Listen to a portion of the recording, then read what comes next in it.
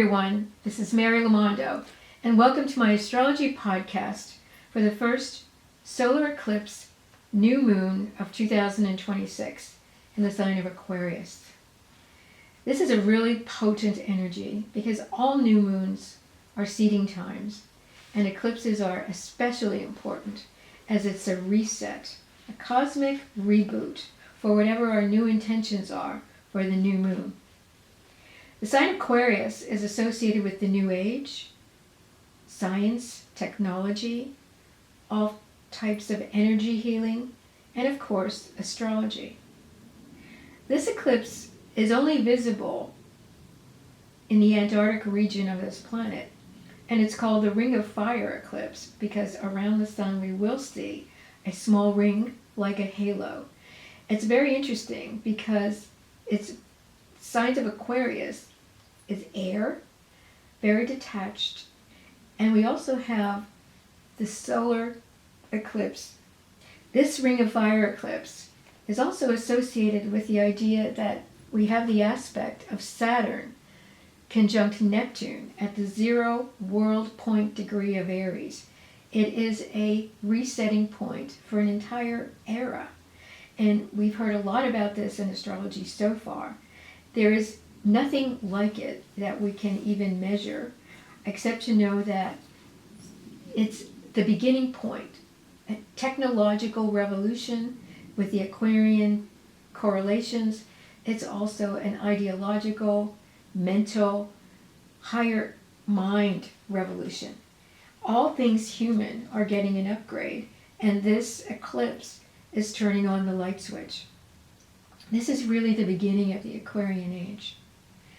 So the idea of what this Aquarius eclipse will mean in each person's life has to do with where it falls in your astrology chart.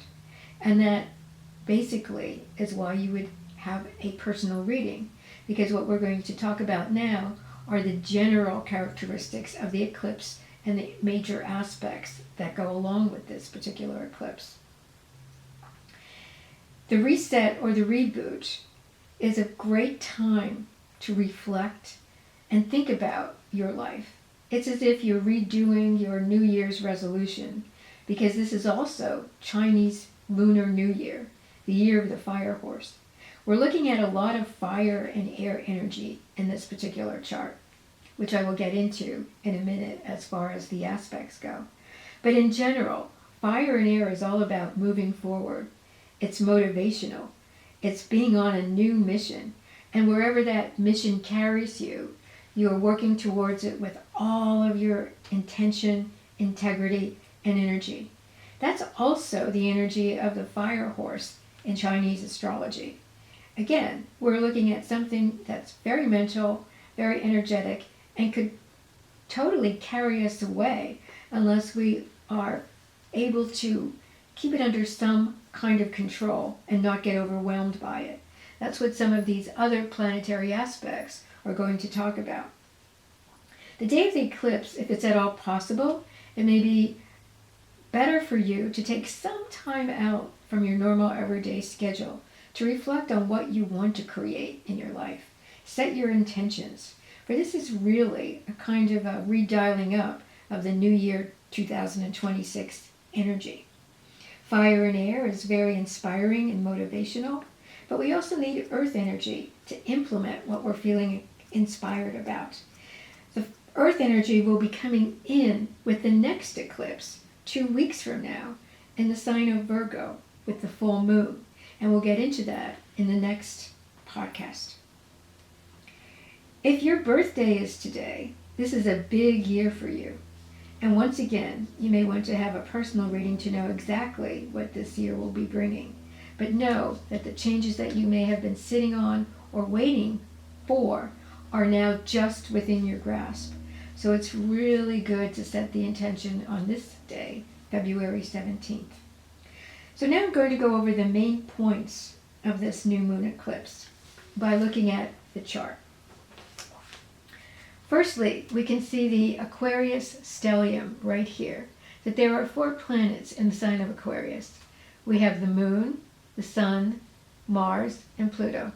The sun and the moon are exactly conjunct or together at 28 degrees of Aquarius. This is important because every new moon means that the sun and the moon are in the same sign. They're conjoined or conjunct. But now we also have the planet Mars, which is our action-oriented principle, our modus operandi for getting what we want in life, and Pluto, the major outer planet of transformation, inner psychological and major world events. All of that transpire within the realms of Pluto. So this is a very powerful lineup. Sun, Moon, Mars, and Pluto in the sign of Aquarius. It's high-powered, motivational, and again, where we will be inspired on our mission. Now this is a chart for where I'm located in Pompano Beach, Florida. However, if you were looking at this for yourself, you would set up a chart for your own location, wherever you are on the planet, or for your birth date, and then you would apply where these planets fit into your birth chart. Again, we're not all astrologers, so the best way to do that is to have a professional astrologer look at your chart. This aspect, we call it a stellium, when there's more than 3 planets in the same sign, in the air sign of Aquarius, is highly electrical. It's buzzy energy. And personally, very mental, personally it's important to drink a lot of water, especially with electrolytes and vitamin C, to keep from feeling lightheaded or dizzy. This is an aspect that's a perfect time, or to set up a time over the next 2 or 3 weeks to do some energy work, see an energy healer, have an astrology reading, go seek out some type of alternative medicine that helps you get a handle on your nervous system and how to relax and kind of be more aware of your physical body in time and space. This is an excellent time for thinking out of the box, coming up with new solutions for all problems in your life. On the 3rd dimensional level, this can mean power outages of all sorts and even odd weather anomalies.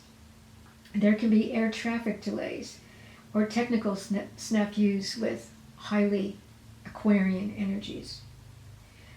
But overall, it's a very progressive, liberating, and revolutionary planetary lineup, especially with Pluto in the mix.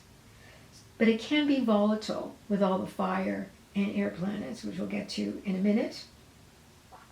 So we're looking at some softer energy as well as the antidote to some of this Aquarian electrical mental energy. The next setup we're looking at are the planets Venus, Mercury, and the North Node, all in the sign of Pisces. Now, Pisces is a water sign, very flowy, very feminine. It's compassionate. The sign of Pisces favors spiritual energy, creative energy of all sorts. It's soft, and it is the antidote to this Aquarian electricity. When we have the North Node and Venus together, the North Node is pointing us in the direction that Venus is the theme of. And this Venus theme is about allowing more compassion. Compassion for yourself, compassion for others. Again, it's favoring being more tuned in to your intuition, your dreams, your creativity. Also, it's about getting in touch with nature. And this is to help your nervous system ground in some of this high frequency energy that's coming in with the new moon.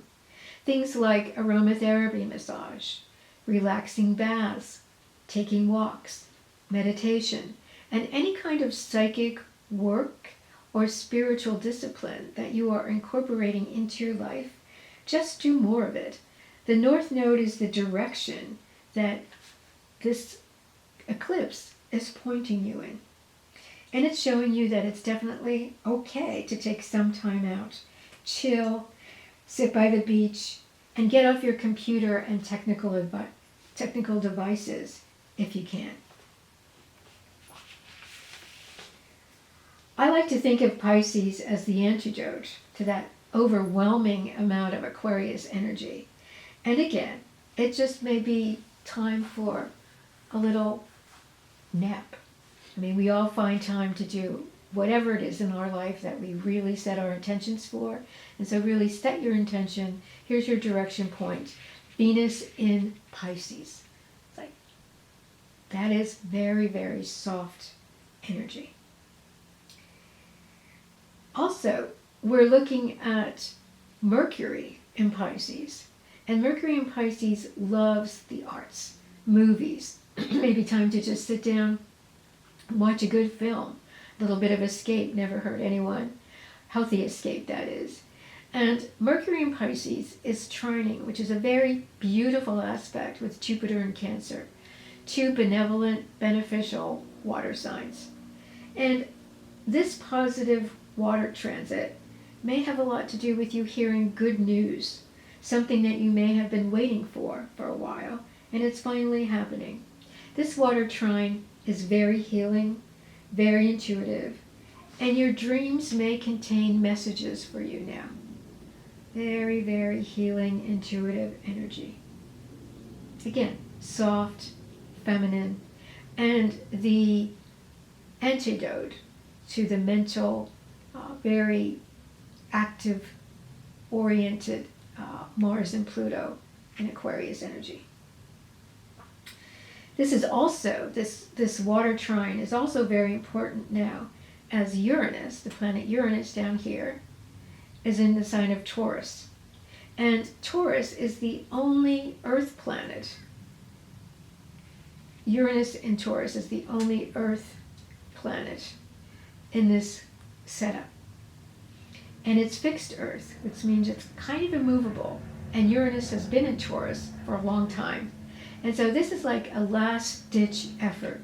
You may be wanting to dig your heels into something and refusing to change or give it up, or just really not understanding why it's time to give something up.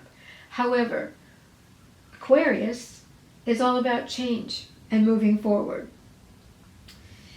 Venus in Pisces is all about compassion and being okay with yourself, forgiving yourself and others, and not feeling bad or guilty about letting go of something that you've really been hanging on to for a while. In other words, this is the time, especially with this eclipse point, that it is time to change. And no amount of holding on is really going to allow that to kind of go into whatever the new age, the new possibilities, the new era is bringing.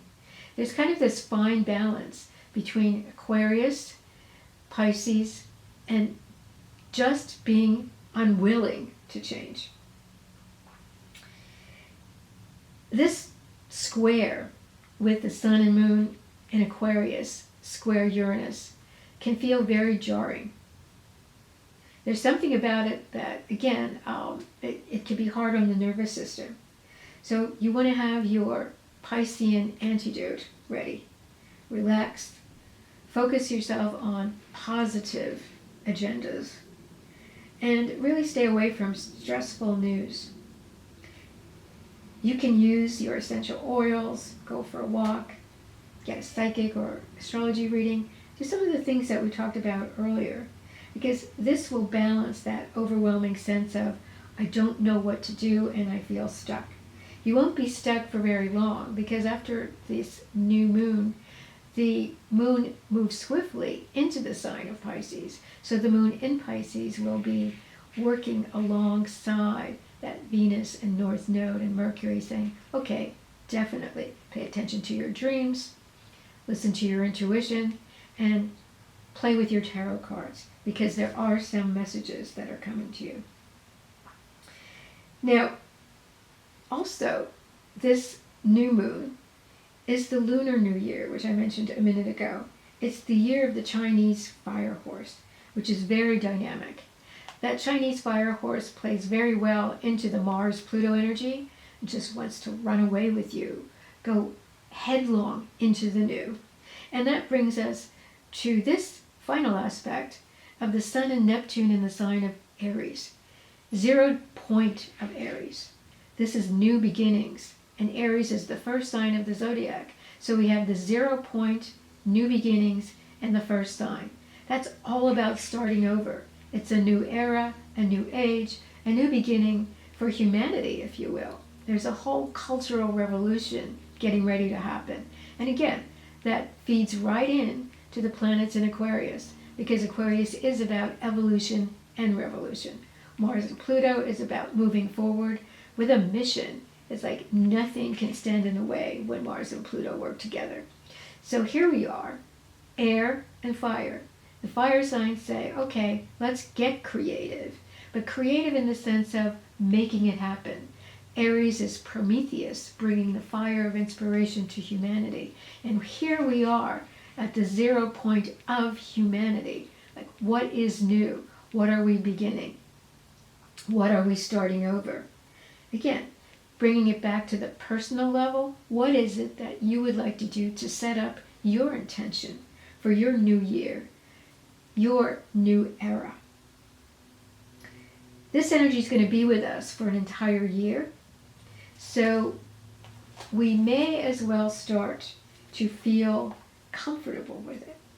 Relax, practice mindfulness, being in the moment, and really using our mental energy as a focus for manifesting what we want. This is the learning curve that all of humanity is in right now. And where these planets fall in your own personal chart is your own personal GPS for how you navigate these changes.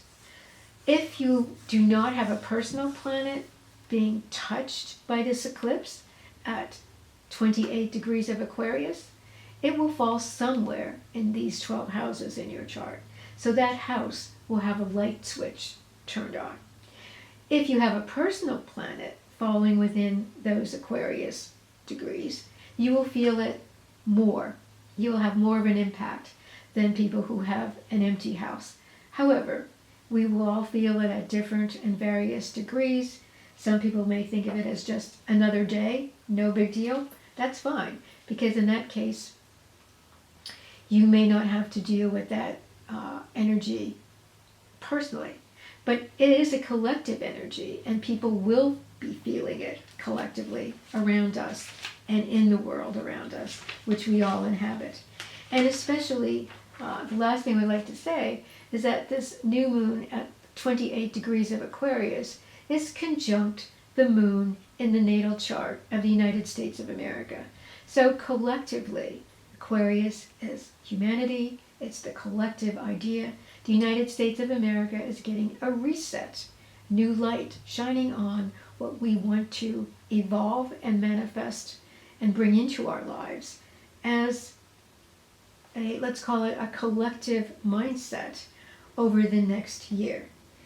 And again, if you would like to learn more about astrology in general or have your own chart done, see the links on the bottom of my messaging here, and you can also sign up for my free astrological newsletter, which is put out every new moon and full moon.